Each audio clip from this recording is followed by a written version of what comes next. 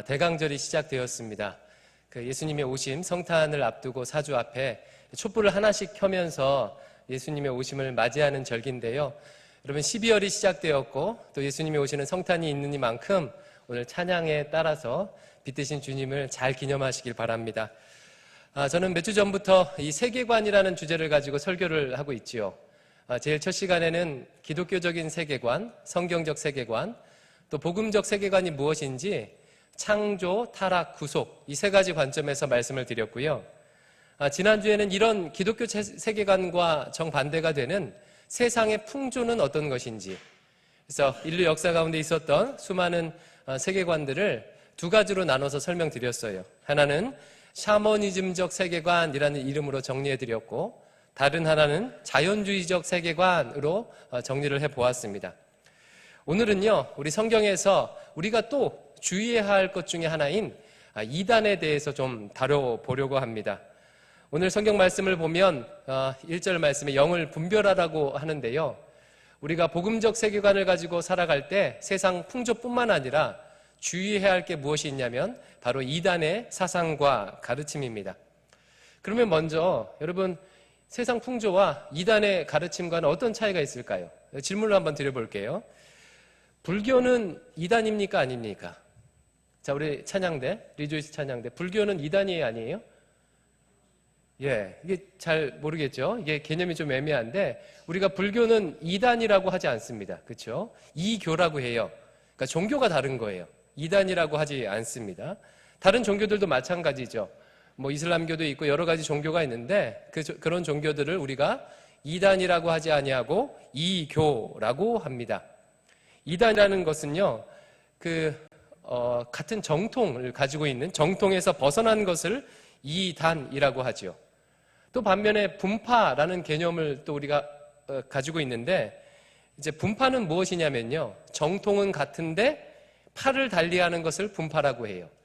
개신교 안에는 여러 가지 분파가 있습니다. 우리는 장로교 분파에 속해 있는데, 장로교 말고도 감리교도 있고 또 구세군도 있고 오순절파, 제세례파 여러 가지 분파들이 있죠. 이것은 이제 정통은 같은데 지역 때문에, 그리고 교리들이, 몇 가지 교리들이 달라서 이게 파가 나눠져 있는 거예요. 반면에 이단이라는 것은 정통이 같지가 않습니다. 정통에서 벗어난 것을 이단이라고 하죠. 그렇다면 세상 풍조, 우리 지난주에 봤던 세상 풍조는요, 아마 이교에 가까울 거예요. 이교에 가까울 것이고, 오늘 우리가 살펴볼 이단은 정통에서 벗어난 것. 같이 하나님을 믿긴 믿는데, 예수님을 믿긴 믿는데 그 하나님과 그 예수님이 좀 이상한 것이 바로 이단입니다. 자, 오늘 말씀 보니까 그 초대교회부터 이 이단 사상들이, 이단의 가르침들이 교회 안에 들어왔던 것 같아요. 4장 1절에 한번 같이 읽어보겠습니다. 4장 1절입니다. 시작. 사랑하는 자들아, 영을 다 믿지 말고 오직 영들이 하나님께 속하였나 분별하라. 많은 거짓 선지자가 세상에 나왔습니다. 주의 복음이 증거될 때 이 복음과 더불어서 거짓 선지자들이 나와서 악한 가르침을 가르쳤던 모양입니다. 그리고 지금 요한 사도는요, 이 거짓 선지자들을 분별하라, 다른 말로 영들을 다 받지 말고 분별하라 라고 얘기하고 있습니다. 그러니까 쉽게 얘기하면 이단인지 아닌지 분별하라라는 것입니다. 요한일서에서 나타난 이단은 어떤 가르침을 가르쳤냐면요, 요한일서 4장 2절과 3절이 요한일서를 배경으로 한 이단의 가르침의 내용입니다. 같이 한번 읽어보겠습니다. 4장 2절과 3절입니다. 시작. 이로써 너희가 하나님의 영을 알지, 곧 예수 그리스도께서 육체로 오신 것을 시인하는 영마다 하나님께 속한 것이요, 예수를 시인하지 아니하는 영마다 하나님께 속한 것이 아니니 이것이 곧 적그리스도의 영이니라. 오리라 한 말을 너희가 들었거니와 지금 벌써 세상에 있느니라. 이 말씀이 좀 이해되셔요? 그때 당시에 예수님께서 육체로 오신 것을 부인하는 그런 거짓 가르침들이 있었대요. 이것은 아마 그 학자들이 추측하기로는 헬라 철학에서 영향을 받았던 것 같아요. 헬라 철학의 아주 중요한 그런 전통이 무엇이냐면 플라톤으로부터 내려오죠. 진리라는 것은, 눈에 보이는 것은 진리의 반영일 뿐이고 참 진리는 눈에 보이지 않는 이데아의 세계가 있다, 이런 그 철학을 가지고 있었어요. 그러니까 이런 세계관을 가지고 성경을 보다 보니까 예수님이 진리라면 눈에 보여서는 안 되는 거예요. 눈에 보이는 것은 타락한 것, 나쁜 것, 진리의 반영이에요. 따라서 예수님이 진리라면 사실은 예수님은 실체로, 육체로 오신 것이 아니다. 이렇게 주장했던 그런 이단들이 있었던 것 같아요. 그런 이단들을 우리가 그노시스트라고 이렇게 부릅니다. 그래서 이와 같은 이단들을 주의하라라고 지금 말하고 있습니다. 이런 이단에 대한 경고는요, 성경 여러 곳곳에 아주 강력하게 등장하고 있지요. 그래서 오늘 이 이단을 살펴보겠습니다. 제가 좀 호흡이 빠르죠, 그렇죠? 뒤에 내용이 많아서 좀 호흡이 빠른데 다시 한번 정리해 볼게요. 여러분, 이교와 이단의 차이가 뭔지 아시겠죠? 이교는 아예 정통 자체가 다른 거예요. 그 종교가 다른 거예요. 이단은 뭐예요? 그 정통에서 나왔는데 그 정통에서 벗어난 게 이단입니다. 분파는 뭐예요? 정통은 같은 정통을 가지고 있는데 지역이 달라서 또 파가 달라서 이렇게 나뉘어진 게 분파이죠. 그리고 성경은 그런 이단에 대해서, 정통을 달리하는 이단에 대해서 분별하라, 주의하라 지금 얘기하고 있습니다. 이 이단이 파괴적인 이유는 무엇입니까? 우리가 이단을 주의해야 될 여러 가지가 이유가 있는데 이단이 파괴적인 이유는 크게 두 가지라고 생각이 돼요.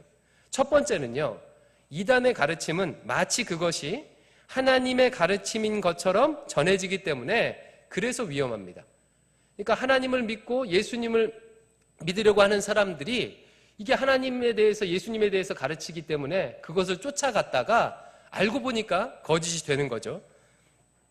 타 종교들은 아예 종교가 다르기 때문에 분별하기가 쉽습니다.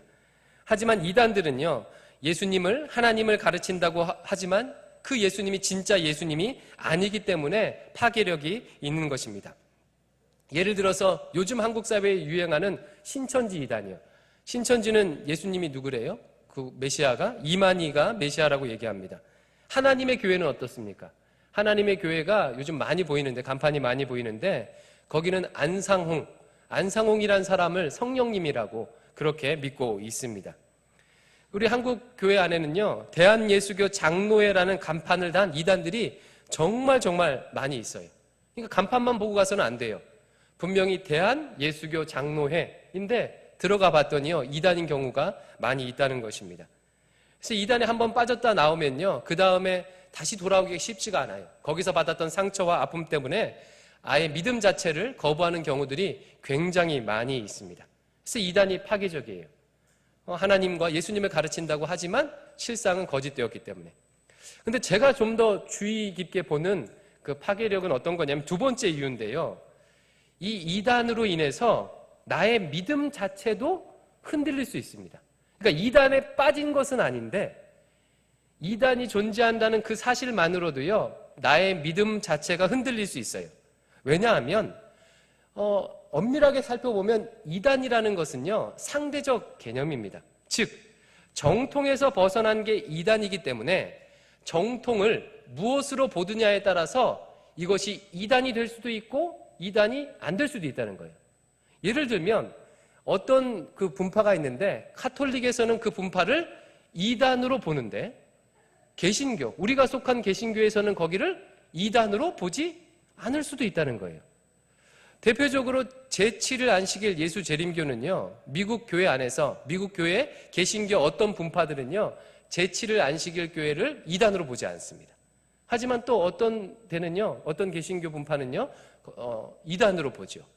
빌리 게레함 목사님 같은 경우는 그 아주 유명한 복음 전도자 아닙니까? 제7일 안식일교를 이단이라고 보지 아니하고 우리의 친구다라고 얘기했어요.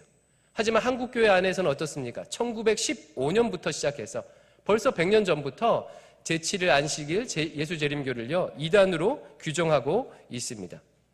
한때 우리 개신교도 이단으로 취급받을 때가 있었죠. 종교개혁이 일어날 때 카톨릭 교회로부터, 천주 교회로부터 이단으로 정죄를 당했어요. 그러니까 이단이라는 개념은 어떤 개념이에요? 엄밀하게 보면 상대적 개념인 거예요. 상대적 개념인 거예요. 그러니까 이렇다 보니까 우리가 이단이 존재한다는 사실을 통해서 어떤 생각을 가지고 있냐면, 그렇다면 내가 믿는 것이 진짜 믿음인가?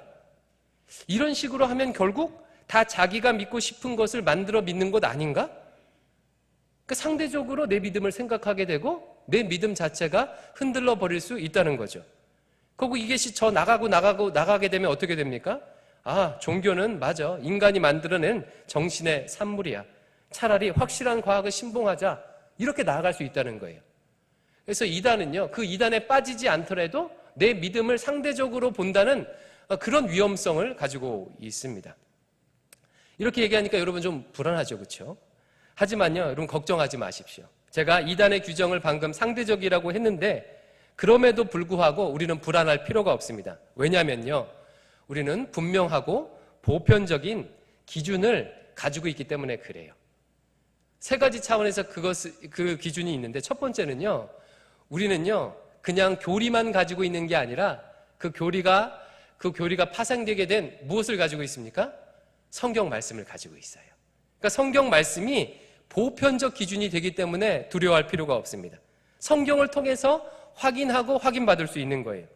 성경을 어떤 사람이 자의적으로 해석하게 되고 정통에서 벗어나게 되면 결국은 성경에 의해서 반박당하게 되고 사라지게 되는 것입니다. 따라서 성경이 있기 때문에 우리는 그러면 내 믿음이 상대적이야? 상대적인 것 아니야? 내가 잘못 믿는 것 아니야? 라는 어려움에서, 그 불안에서 벗어날 수 있다는 거죠. 두 번째로는요, 열매를 통해서 알 수 있어요. 결국 이단은요, 좋은 열매를 맺지 못하게 됩니다. 이단들은 생명과 자유의 역사를 그 결과로 열매로 내놓지 못해요. 오히려 역사를 보니까 고립과 배제와 속박의 그 열매들을 나타내게 되죠. 올해인가요? 그것이 알고 싶다 해서 그 신옥주 은혜로 교회 이단에 대해서 방영한 적이 있습니다. 그러니까 사람들을 피지라는 섬에 데려가서 거의 성도들을 노예처럼 부리도록 한 거예요. 그러니까 막 종말을 강요하고 막 신비주의를 강요하면서요, 노예처럼 부려요. 그러니까 이단이 이렇다는 거예요. 참된 복음은요, 진리를 알지니 진리가 너희를 자유롭게 한다고 했어요. 그래서 종으로 있던 사람이 그리스도 안에서 하나님의 형상을 회복하게 되고, 그리고 남녀 차별에 있던 사람들이요, 하나님의 형상을 회복하게 되고, 참된 자유가, 참된 복음은 생명과 자유의 역사가 일어나는데, 이단은 어떻게 돼요? 고립, 배제, 속박, 그래서 특정 몇몇 교주들을 중심으로 부를 착취하고 이런 일들이 일어나게 된다는 거예요. 따라서 이단은요, 역사 가운데 분명히 그 열매를 통해서 우리가 알 수가 있습니다. 그러니까 염려하지 않으셔도 돼요. 그리고 세 번째 이유는 뭐냐면, 결국은 이와 같은 수많은 경험을 통해서 우리가 역사적 유산을 가지고 있습니다. 이단인지 아닌지 판별할 수 있는 보편적인 역사적 그 유산을 우리가 가지고 있어요. 복음이 시작될 때, 오늘 본문도 나오잖아요. 요한 1서가 시작될 때부터 이단이 교회를 무너뜨리기 위해서, 복음을 무너뜨리기 위해서 존재했었어요. 그리고 교회는 그런 이단들을 성경 말씀을 비춰서 점검하고 분별하면서 때로는 어려움을 겪기도 하고 때로는 잘 이겨내기도 하면서 여기까지 흘러왔어요.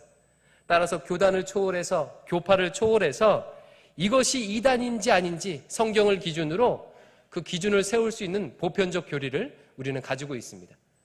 따라서 여러분 걱정하고 염려하지 않으셔도 됩니다. 오늘 그거를 좀 살펴보도록 할게요. 이단은 크게 두 가지 종류가 있습니다. 크게 두 가지예요. 하나는요, 교리적 전통에서 벗어난 이단이 있고, 두 번째는요, 교리적으로 이단일 뿐만 아니라 사회적으로도 이단인 그런 이단들이 있어요. 먼저 교리적으로 이단인 이단은 그 교리적인 정통에서 벗어난 그런 모임들을 말하죠. 대표적으로 여호와의 증인이나 제7일 안식일교나 몰몬교, 이런 교단들이 교리적인 이단이에요. 그러니까 사회적으로는 문제가 없어요. 어떤 측면에서는 오히려 사회적으로 더 도덕적으로 깨끗해 보이는 그런 집단이죠.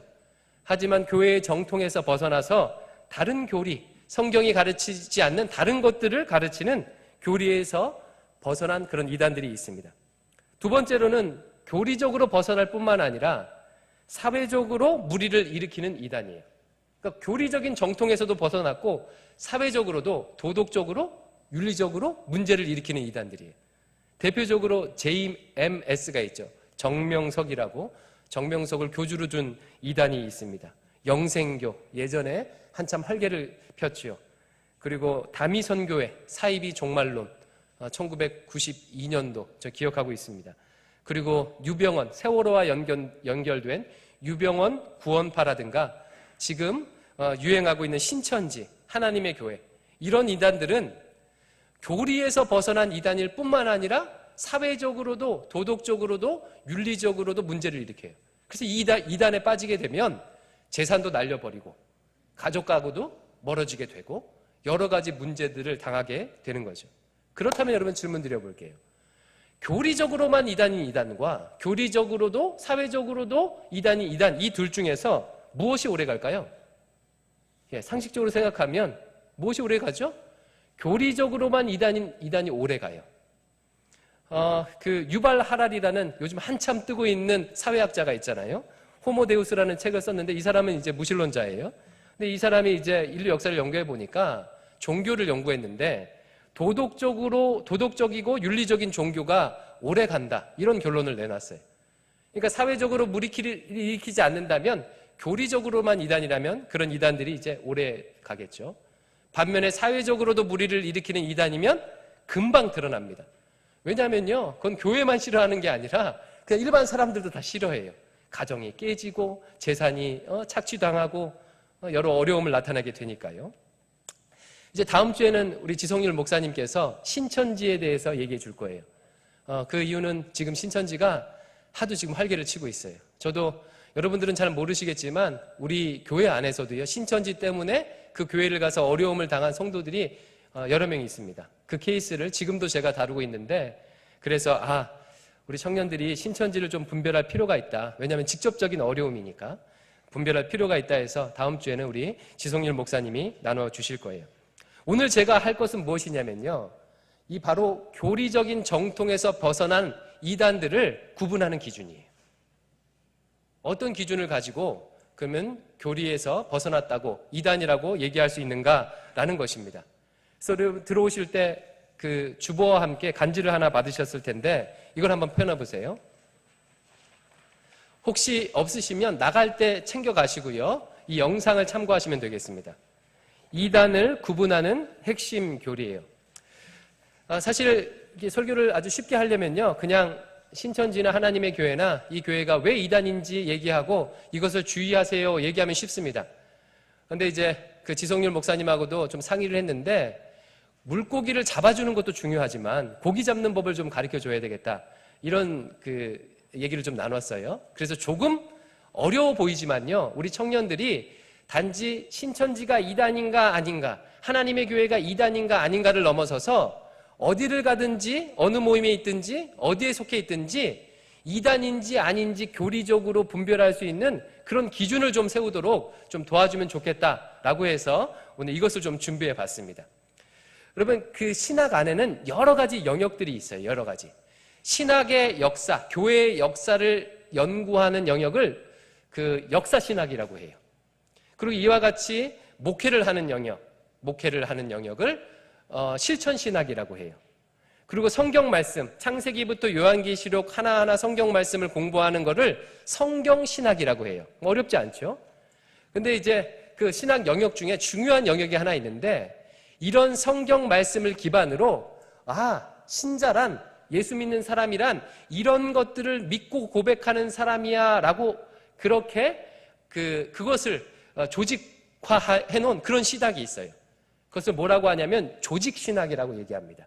그러니까 우리가 신구약 성경 66권을 믿지만 그냥 이거를 보면요, 이게 이제 창세기부터 요한계시록까지 정리가 안 돼 있으니까 내가 뭘 믿는지 이것을 구체적으로 진술하기가 어렵잖아요.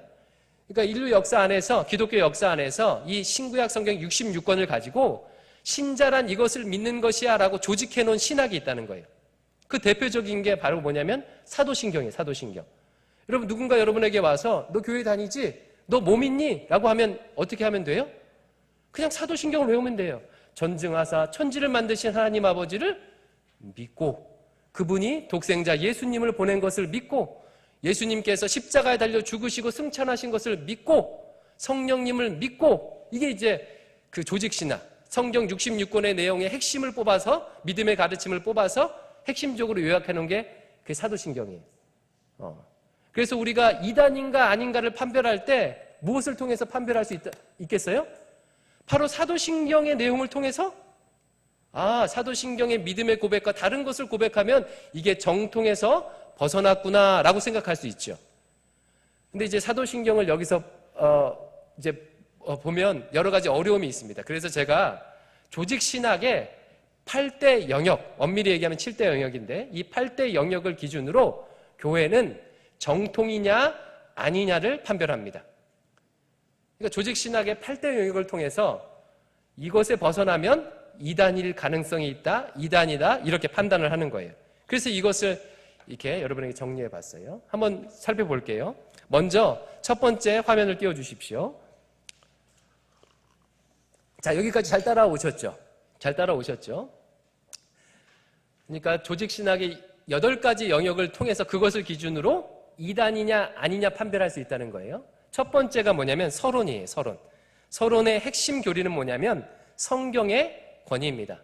보통은 생각하기를 교회에 오면 하나님에 대해서, 예수님에 대해서, 교회에 대해서 배운다고 생각하는데 조직신학의 첫 번째, 교리의 첫 번째가 성경의 권위에 있는 이유는 무엇일까요? 보통은 당연히 교회 가면 하나님에 대해서 먼저 배우고 예수님에 대해서 배우고 이렇게 생각할 수가 있어요. 근데 막상 교회에서 배우면 교리의 첫 번째는요, 성경의 권위를 첫 번째로 놓습니다. 왜 그럴까요? 왜 그럴까요? 왜 그러냐면요, 이 성경의 권위를 인정해야 그 다음 논의가 가능하기 때문에 그래요. 이 성경이 살아있는 하나님의 말씀임을 인정해야 그 성경이 말하고 있는 하나님에 대해서, 예수님에 대해서, 교회에 대해서 우리가 믿고 받을 수 있죠. 그래서 그것이 시작이에요. 성경의 권위. 그래서 핵심 교리, 성경의 권위는 뭐냐면 신구약 성경 66권은 정확무오한 하나님의 말씀이다 라는 것이 핵심이에요. 그리고 이것에서 벗어나는 것이 바로 정통에서 벗어난 이단이 되는 거겠죠. 그래서 어떤 이단의 주장이 있을 수 있을까요? 다른 계시를 주장하는 거예요. 성경 66권이 아니라 내가 어제 꿈을 꿨는데 하나님으로부터 다른 계시를 받았어. 그러면 이제 이단이 되는 거죠. 혹은 어떤 이단들은요, 구약만 하나님의 말씀이야. 또 어떤 이단들은 신약만 하나님의 말씀이야. 이렇게 주장할 수도 있어요. 또 어떤 이단들은 문자주의를 주장합니다. 우리는 성경이 어떻게 기록되었냐고 믿느냐면 유기적 영감서를 믿어요. 그러니까 하나님께서 성경 저자들에게 자, 지금부터 내가 성경을 불러줄 테니까 받아 적어. 이렇게 하나하나 한 글자 한 글자 받아 적도록 한 게 아니라 그 성경을 기록한 사람의 역사, 문화, 관심, 감정, 그때의 배경들을 유기적으로 영감해서 하나님이 쓰셨다는 거예요. 근데 이단들은요, 문자주의적으로 믿어요. 따라서 시편 말씀 같은 데 보면 시편은 시잖아요. 시인데 시를 문자주의적으로 읽으면요, 시편에 나온 여러 가지, 예를 들면 하늘이 펴지고 그리고 지구가 평평하고 이런 고백들이 있거든요. 지구가 평평하다는 것을 그냥 평평하다고 과학적으로 문자주의적으로 받아들이는 거예요. 중세 때 한참 그랬었죠. 그리고 대표적으로 신천지가 그래요. 요한계시록에 나오는 14만 4천 명을요, 문자적으로 받아들여요. 문자주의로. 그러니까 꼭 구원받는 사람이 몇 명이어야 돼요? 14만 4천. 그러니까 거기에 들어와야 된다. 뭐 이런 식으로 하는 거죠. 하나님의 교회도 마찬가지입니다. 또 어떤 이단들은 성경 자체를, 그러니까 신구약 성경, 이 성경책 자체를 신으로 여겨요. 이거는 하나님의 말씀이 기록된 책이지 우리가 물론 깨끗하게 보고 소중하게 여겨야 되겠지만 성경 66권 자체가 신이 아니잖아요. 근데 이걸 신으로 여겨요. 대표적인 이단이 말씀 보존학회라고 있습니다. 이 말씀 보존학회는요, 그 성경 번역 중에서 킹 제임스 번역만이 진짜 하나님의 말씀이다. 정말 말도 안 되죠, 그렇죠? 이런 이단들이 있어요. 아니면 성경의 권위를 부정하는 이단들. 이런 이단들이 우리가 이단이 되겠습니다. 핵심 교리는 뭐예요? 신구약 성경 66권은 하나님의 말씀이다. 두 번째 신론을 볼게요. 두 번째 신론. 신론은 핵심 교리가 삼위일체입니다. 삼위일체. 우리 하나님은 성부, 성자, 성령 삼위 하나님이 계시고 이 세 분은요, 서로 다 하나님이시다라는 고백이죠. 서로 하나님의 속성을 해서 부족함이 없어요. 서로 하나님이세요. 어떻게 보면 역설적인 교리잖아요. 하나님이 세 분이신데 한 분이시래요. 근데 이 역설적인 게 지금 이제 양자 물리학의 발전으로 이게 역설이 아님이 이제 지금 막 논리적으로도 얘기되고 있는데 어쨌든요. 그래서 핵심은 뭐냐면 하나님은 성부, 성자, 성령 삼위의 하나님이시다. 하지만 그 하나님은 한 하나님이시다라는 주장이에요. 그럼 어떤 이단들이 역사 가운데 있었냐면 이 삼위를 부정합니다. 성부, 성자, 성령, three persons, 세 분으로 계시는 걸 부정해요. 그래서 이런 식으로 얘기하는 거예요. 자, 봐봐. 박영모 목사가 교회에 있을 때는 목사고 집에 가면 예림이 아빠고 또 밖에 나가면 그냥 사회인이야. 한 사람인데 지역에 따라서 위치에 따라서 역할이 바뀌는 것처럼 하나님이 그런 식으로 존재한다는 의미가 바로 삼위일체야. 이런 식으로 하는 거예요. 이렇게 할 때는 세 개가 구분이 안 되잖아요. 그죠? 삼위가 부정이 돼요. 또 한편으로는 일체를 부정하는 게 있어요. 성부, 성자, 성령 하나님이 서로 차등이 있어요. 서로 하나님이 완전 같은 하나님이 아니고 차등이 있는 하나님이야. 대표적으로 여호와의 증인이 그래요. 예수님이 하나님의 성부 하나님의 피조물인 것처럼 증거합니다. 이렇게 되면 이단이 되는 거예요. 그래서 삼위를 부정하거나 일체를 부정하는 그런 이단의 주장의 유형들이 있어요. 자, 세 번째 인간론을 볼게요. 잘 따라오고 계시죠? 예. 조직신학을 3년 내내 배우는데 여러분 지금 30분 만에 요약을 해드립니다. 예. 제가 바라는 것은요, 이것을 다 정확하게 기억하는 게 아니에요. 이와 같은 기준들이 있구나를 알기만 해도, 그리고 이것을 가져가서 여러분 활용할 수 있기만 해도 여러분 성공이라고 생각해요. 세 번째는 인간론인데, 이 인간론의 핵심 교리는 뭐냐면 인간은 하나님의 형상으로 지음받았다는 거예요. 그리고 두 번째로는요, 인간은 전적으로 타락돼서 스스로 구원받을 능력이 없다. 세 번째로는 구원받은 인간은 거룩하나 여전히 죄인이다. 이게 이제 세 가지 핵심 교리예요. 그러면 이것에 벗어난 그 이단의 주장이 뭐겠어요?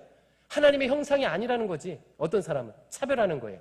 남자와 여자를 차별하고요, 또 인종을 통해서 차별하게 되고 흑백을 통해서 차별하게 되고, 그렇게 되는 게 이단이 되겠죠. 또 전적으로 타락한 것이 아니라 부분적으로만 타락했어요. 부분적으로 타락했으니까 어떻게 해요? 아직 선한 무엇인가가 남아있기 때문에 이 선함, 무엇인가 남아있는 선을 가지고 구원에 이르를 수 있어. 따라서 이것은 구원의 방법에도 영향을 미쳐요. 예수님만으로 구원받은 게 아니라 내 선한 무엇을 통해서 구원받을 수 있다 해서 구원론에도 영향을 미치죠. 또 구원받은 인간에 대한 오해를 가질 수 있어요. 구원파는요, 대표적으로 유병원 구원파는요, 이미 한번 구원받은 사람은 거룩해졌어. 의로운 사람이야. 그러니까 한 번 구원받은 사람은 어떻게 살았으면 돼. 막 살아도 돼. 그래서 막 자기 마음대로 살아도 구원받았으니까 아무 상관이 없대. 이런 식으로 가르쳐요. 구원받은 인간은 하나님 앞에 거룩하다고 의롭다고 칭함받았지만 여전히 죄인이기 때문에 성화를 이루어야 할 책임이 있음을 가르치지 않고, 구원받았으면 이제 거룩해졌으니까 막 살아도 돼. 이런 이단들이 있다는 거예요. 자, 네 번째. 벌써 네 번째입니다. 우리 기독론이에요. 기독론. 이 기독론은 예수 그리스도 논이라고도 하는데, 역사 가운데 핵심 교리는 뭐냐면 예수님의 인성과 신성입니다. 그러니까 예수님은 참 하나님이시자 참 인간이세요. 따라서 어떤 유형의 이단이 있겠어요? 예수님이 참 하나님이심을 부인하는 이단, 예수님이 참 인간이심을 부인하는 이단이 있겠죠. 역사 가운데 많이 있었어요. 최근은 어떠냐면 자칭 내가 예수다라고 하는 사람들이 많이 나타납니다. 아까 얘기했던 신천지의 이만희나 하나님의 교회의 안상홍이나 통일교회의 문선명이나 JMS의 정명석이나. 그래서 한국에요, 나중에 우리 민경지한테 한번 물어보세요. 한국에 자칭 메시아라고 하는 사람이 30명이 넘는데요. 한국 대단한 나라예요. 그렇죠? 예, 자칭 메시아가 30명이 넘게 있어요. 이 기독론 2단이 되겠죠. 예, 그 다음에 구원론을 살펴볼게요. 구원론은요, 핵심 교리가 뭐냐면 이신칭이에요. 구원론은 어떻게 구원받느냐에 관한 거예요. 핵심 교리가 뭐라고요? 이신칭이. 무슨 뜻이죠? 믿음으로써 구원받는다는 거예요. 행함으로써, 노력함으로써 구원받는 게 아니라는 거예요. 열심히 내가 착한 일을 많이 하고 그 말씀대로 살아서 마일리지를 조금씩 쌓고 샀다가 그 마일리지가 다 차서 구원받는 게 아니라는 거예요. 쑥과 마늘을 100일 동안 먹고 그렇게 되면 구원받는 게 아니라는 거예요. 오직 예수 그리스도를 믿음으로 구원받는다는 거예요. 그리고 그 구원은, 그 믿음은 누구를 대상으로 하는 거예요? 오직 예수님이에요. 오직 예수님. 길이요 진리요 생명 대신 예수님만을 통해서 그분만을 믿고 구원받는다는 거예요. 그렇다면 이 구원론에 반대되는 이단이 어떤 게 있을까요? 조금 전에 얘기했듯이 행위구원.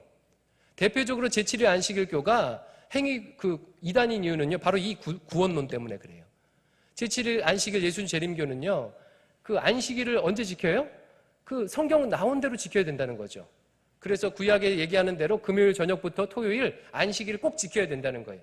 그리고 돼지고기도 먹지 말고, 구약의 율법에 나온 문자주의적이죠. 그걸 잘 지켜야 구원을 받는다고 해요. 그래서 행위 구원이 되기 때문에 이단이라고 정죄되는 거예요. 여호와의 증인도 마찬가지입니다.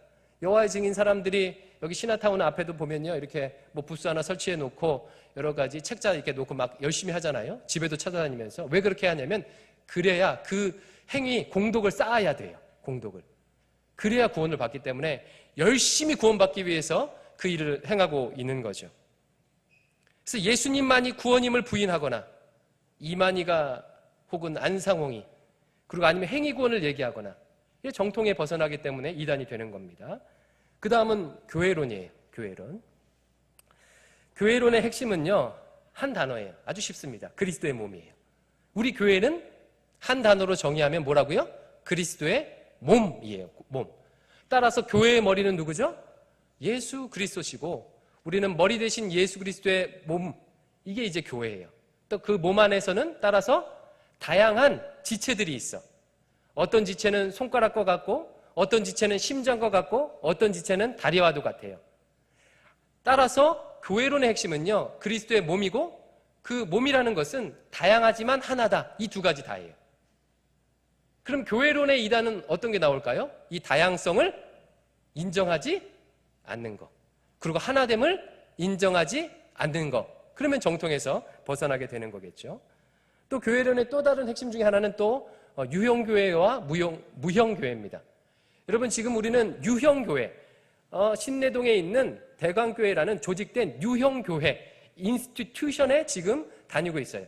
하지만 교회는 이와 같은 조직교회만, 유형, 눈에 보이는 교회만 존재하는 것이 아니라 무형의 교회, 어거니즘, 무형의 교회, 유기적 교회, 우주적 교회도 있습니다. 근데 어떤 이단들은요, 이 유형교회는 타락했으니까 이 유형교회는 부인하고 무형교회만 인정하는 그런 이단들도 있어요. 이럴 때 이제 이단이 되는 거겠죠. 예. 신천지는 여기도 들어가네. 하여튼간 나쁜 데예요. 아주 정말. 교회론도 이단이에요. 하나님의 교회도 마찬가지고. 예. 종말론. 이제 7번째. 거의 다 왔습니다. 여러분, 종말론. 종말론은요, 역사 가운데 가장 많이 이단이 만들어내죠. 그 제7일 안식일 예수 재림교는요, 제7일 안식일교와 예수 재림교가 합쳐진 이단이에요. 그래서 그 예수 재림교로 있을 때 그 시한부 종말론을 주장했어요. 맨날 며칠에 예수님이 재림하실 거야. 근데 나중에 왔더니 그날 예수님이 재림하셨어요? 안 했어요? 안 했어요. 그래갖고 이제 여러 가지 우여곡절을 겪어서 이렇게 다시 둘이가 만나서 제7일 안식일 예수 재림교가 됐죠. 그러니까 종말론의 핵심은요, 종말의 때는 알 수 있습니까? 없습니까? 확실하게 대답해요. 종말의 때는 알 수 있습니까? 없습니까? 자, 혹시 내가 최근에 꿈을 꿨는데 꿈속에서 하나님께서 나에게 숫자를 보여주시고 날짜를 보여주시고 이날 지구가 멸망할 것을 계시해 주신 분. 예, 개꿈이에요. 예, 종말의 때는 알 수가 없어요. 알 수가 없어요. 그게 우리에게 유익이죠. 만약 알 수 있으면 난리가 나겠죠. 그죠? 그리고 예수님은 반드시 재림하신다는 거, 또 최후의 심판이 있다는 거, 그리고 천국과 지옥이 있다는 거, 또 우리가 다시 재림할 때 우리가 몸으로 부활한다는 거. 이건 사도신경 안에도 나와 있잖아요. 이런 게 종말론의 핵심이에요. 따라서 이단은 어떤 유형의 이단이 있겠어요? 종말의 날짜를 안다. 내가 계시를 받았다. 정말 많죠. 그렇죠? 예. 또 천국과 지옥을 부인하는 이단, 아니면 내세를 부인하거나 몸의 부활을 부인하는 이단. 대표적으로 아까 읽었던 요한일서에 나오는 몸의 부활을 부인해요. 왜냐하면 육체는 더러운 것이니까 어떻게 몸으로 다시 부활하느냐. 예, 이런 이단들이 있습니다. 굉장히 매우 많죠. 자, 마지막으로 성령론이요. 성령론. 이 성령론은 최근에 20세기 들어와서 조직신학의 핵심 주제로 이제 떠올랐는데, 이제 성령론은 두 가지입니다. 하나는 은사적 성령론이 있고, 하나는 선교적 성령론이 있어요. 그러니까 은사적 성령론이라는 것은 성령님께서 우리에게 은사를 주신다는 거예요. 그래서 방언의 은사, 또 신유의 은사, 그러니까 병을 치유하는 은사, 통변의 은사, 예언의 은사, 여러 가지 은사를 주신다는 거예요. 이게 이제 은사적 성령론이에요. 또 두 번째 선교적 성령론은 뭐냐면, 그 성령님은 오직 성령의 권능이 너희에게 임하시면 예루살렘과 사마리아 땅끝까지 이르러 내 증인이리라. 그러니까 성령의 가장 핵심적인 역할은 땅끝까지 선교하는 것이다 해서 선교적 성령론이 있어요. 그럼 여러분 보시기에 대강교회는, 우리 청년부는 은사적 성령론을 강조하는 것 같아요? 선교적 성령론을 강조하는 것 같아요? 예, 선교적 성령론을 강조하지요. 이 두 개 다 이제 필요한데 우리는 이제 주로 선교적 성령론을 강조하는 그런 경향이 있죠. 이단의 주장 유형은 어떤 게 있겠습니까? 이 은사적 성령론을 너무 과도하게 신비주의적으로 주장하는 거예요. 예를 들면 구원받으면 반드시 방언받는다. 그러니까 구원의 확신을 어디서 확인해요? 방언을 받았는지 안 받았는지. 이런 식으로 확인해요. 제가 존경하는 오카는 목사님, 예전에 사랑의 교회 담임이었던 오카는 목사님은요, 방언을 못 하셨대요. 여러분, 그 오카는 목사님이 우리가 지금 대강교회에서 하는 제자 훈련을 만드신 분이에요. 근데 방언을 못 받으셨어요. 근데 이 신비주의자들에 따르면 그분은 구원 받았어요? 안 받았어요? 안 받은 거예요. 그러니까 은사의 여부를 통해서 구원의 여부를 측정하고요, 그 은사를 과도하게 사모하는 거예요. 심지어는 그러다 보면 어떻게 해요? 하나님의 일반 은총을 무시하고요, 병 걸리면 무조건 기도원 가서 기도받고 나오려고 하는 거예요. 하나님께서요, 의사를 통해서도 치료해 주시고 의사를 통해서도 치료해 주신 것이 하나님의 은혜고 하나님이 고쳐주셨다 고백할 수 있음에도 불구하고 무조건 기도원 가갖고 그래갖고 가끔씩 이제 뉴스에 나오잖아요. 부모가 병원 안 데려가고 애를요 막 기도하고 막 귀신 들렸다고 하고 몽둥이로 두들겨 패고, 예, 이렇게 신비주의적으로 흐르는 그런 이단들이 있죠. 근데 반면에 또 기적을 부인해요. 기적을. 하나님께서 지금도 우리가 예상하고 알 수 없는, 과학적으로 지금 현재 과학으로는 설명할 수 없는 그런 기적들을 베풀 있음에도 불구하고 그 기적 자체를 부인하는 경우도 있습니다. 대표적으로 이제 한국교회에 만연했던 이제 기도원 운동, 신비주의적인 기도원 운동. 혹시 할렐루야 기도원이라고 들어봤어요? 암 걸린 사람이 났는데 거기서 치유받았다. 그러니까 나중에 알고 보니까 어떻게 했어요? 막 기도를 해주는 거예요. 기도하는 사람이. 그랬더니 그 기도하는 사람 손에 이만한 피 응어리가 막 뭉쳐 있어요. 그러니까 기도받은 사람이 내 암이 저 사람 손으로 빨려 나갔네? 나중에 알고 봤더니요, 그 사람이 어떻게 기도한 거예요? 기도하면 손가락으로, 손톱으로 계속 몸을 이렇게, 그 피가 이렇게 응어리져서. 아주 사기죠, 그죠? 신사도 운동들, 예, 지금 신사도 운동들, 신비주의적인, 예, 베레와 이단. 베레와 이단도 대표적인 이단이에요. 이 이단은요, 무조건 나쁜 일만 생기면 다 귀신이 저지른 거예요. 그러니까 감기 걸리면 무슨 귀신이 씌운 거예요? 감기 귀신이 씌운 거예요. 예. 예. 음란하면 음란마귀가 씌운 거예요. 뭐 이런 식으로 모든 걸 다 귀신의 영향이라고 보는 거예요. 이렇게 될 때 뭐가 문제죠? 결국 다 귀신의 영향이니까 내 책임이 별로 없는 거예요. 내 책임이 없는 거예요. 구원론에도 영향을 미치고 이런 식으로 되는 거죠. 예. 자, 8가지. 여러분 좀 도움이 되셨습니까? 예. 아주 짧게 정리를 해드렸는데, 이와 같은 기준들을 통해서, 이것은 하루아침에 특정 교단이 만들어놓은 기준이 아니고 우리가 보편적 교회, 유니버설 처치가 이렇게 오랜 2000년 역사 가운데서 만들어놓은 기준들이에요. 이것을 벗어난 것을 이단이라고 합니다. 따라서 오늘 설교를 들은 사람들은요, 신천지가 이단이라고 얘기할 때 어떤 식으로 얘기해야 돼요? 야, 신천지는 이단이야, 가지 마라. 이 정도만 얘기하면 안 돼. 어떤 식으로요? 신천지는 이단인데 기독론에서 이단이야. 그게 무슨 뜻이야? 이만희가 자기를 메시아라고 얘기하잖아. 신천지는 이단인데 교회론에서 이단이야. 와 같은 식으로 여러분 얘기할 수 있어야 된다는 거예요. 예, 그래야 제 수고가 헛되지 않죠. 다음 주에 여러분들이 이 말씀을 통해서 보시고요. 마지막으로요. 그러면 이단에 대한 우리의 자세는 어떠해야 되겠습니까? 먼저는 경각심을 가지고 교회의 지도를 받으십시오. 주변에서 누군가 성경 공부하러 가자, 어떤 집회 가보자 라고 하면 아주 분명하게 드러난 곳이 아니고 처음 들어보는 곳이면요, 따라가면 됩니까? 안 됩니까? 안 돼요, 안 돼요. 그 교회에서 우리 지성일 목사님, 박영무 목사님한테 한번 물어보세요. 여러분 보시기에 지 목사님과 저는요, 무조건 대강교회만 다녀야 되고 대강교회에서만 은혜 받아야 되고 이런 생각을 가지고 있는 사람 같아요? 그렇지 않아요. 않습니다. 그곳이 건강하고 여러분들에게 필요한 곳이라면요, 적극적으로 추천하고 거기서 은혜 받도록요 가이드 해드릴 거예요. 그러니까 염려하지 마시고 물어보십시오. 지도를 받으세요. 그리고 어느 교회를 갔더니 그 교회가 어떤 특정 목회자를 신격화한다, 그러면 의심을 하십시오. 또 어떤 교회가 내 교회에만 구원이 있다라고 말한다면요, 의심을 하셔야 돼요. 또 어떤 사람이 우리 교회가 성경을 완벽하게 해석해, 이런 말을 한다면 이게 가능합니까? 하나님을 완벽하게 안 돼요. 그럼 지가 하나님이죠. 예, 이런 일은 불가능해요. 예, 성경의 한 부분만 강조하거나 자신이 통달했다고 하거나 아니면 은밀하게 금전을 요구한다거나 그러면 여러분 경각심을 가지고 목사님에게, 순장님에게 물어보셔야 돼요.